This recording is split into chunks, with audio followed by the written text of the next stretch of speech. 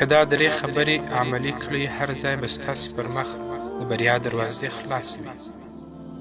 که موږ د قرآن کریم دغه یو آیت ته دقت وکړو، نو د ژوند کولو او د نورو انسانانو سره د چال چلند ټول اصول به راته بیان کړي.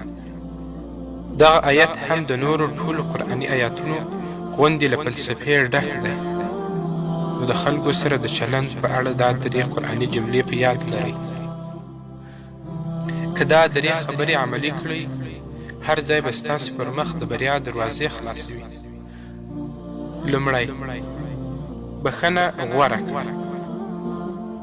ښو امر کوه، له ناپوهانو مخ واړوه. په رښتیا هم دغه لنډ آیات څومره زرین او عظیم اصول راښیي. که بل ته بښنه او عفو وکړو، که بل څوک ښه کار ته وهڅوو، که له جاهلانو ګوښه سو، نو د ژوند په هره برخه کې به کامیاب یو. راځئ چې عملي یې کړو.